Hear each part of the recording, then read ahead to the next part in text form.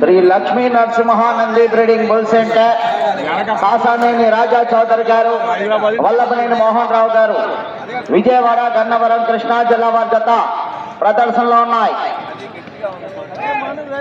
గత సంవత్సర రికార్డ్ 2806 అంగుళములు.